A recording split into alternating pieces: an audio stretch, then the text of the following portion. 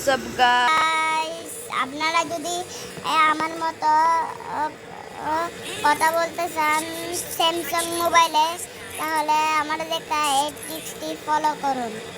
প্রথমে আপনারা মোবাইলের স্ক্রিনে চলে যাবেন। যাওয়ার পর এখানে গুগলে সার্চ করবেন APK4।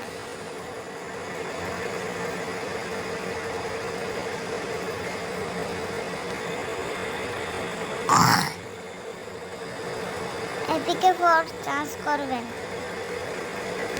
করার পর আপনাদের সামনে এরকম একটি ইন্টারফেস শো হবে। এই ইন্টারফেস শো হওয়ার পর আপনারা এই ইন্টারফেসে চলে আসবে। আসার পর এফেক্ট ফাইলটি এখানে আপনারা এখানে ডাউনলোড অপশন আছে, এই ডাউনলোড অপশনে ক্লিক করে আপনারা এখানে ডাউনলোড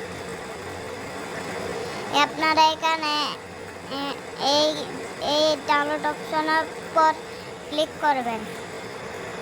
করার পর কিছুক্ষণ সময় পর এটা ডাউনলোড হয়ে যাবে।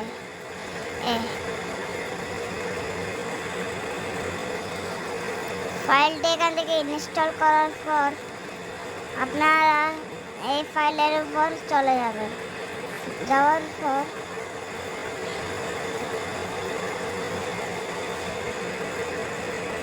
এখানে সার্চ আইকনে লিখবেন সাউন্ড অ্যাসিস্ট্যান্ট। আপনাদের সামনে এরকম একটি ইন্টারফেস শো হবে। এই ইন্টারফেসে ক্লিক করবেন। আপনারা এইখান থেকে এই জিনিসটার উপর ক্লিক করে ডাউনলোড করে নেবেন। আমার আগে থেকে ডাউনলোড আছে, সেজন্য আমি এটা ওপেন করে নিচ্ছি। করার পর আপনারা এখান থেকে ভয়েস যার নামে একটা অপশন এটা সেটাকে অ্যালাউ করে দিবে। করার পর আপনারা যে কোনো কণ্ঠে কথা বলতে পারবেন। তারপর রাষ্ট্রের মধ্যে কথা বলতে চাইলে দ্বিতীয়টা ক্লিক করবেন। করার পর আপনারা এই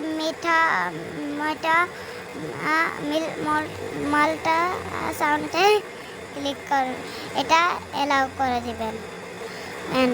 করার পর আপনাদের ভয়েসটা চেঞ্জ হবে, কিন্তু একটা আছে, এটা হচ্ছে আপনারা যখন গেম খেলবেন অথবা ভিডিও বানাবেন, আপনাদের এটা অন করে নিতে হবে। যখন অন্য সময় এটা অফ করে দিতে হবে, কারণ এটা যদি কেউ কল করে তাহলে এই সাউন্ডটা এখানে চলে যাবে।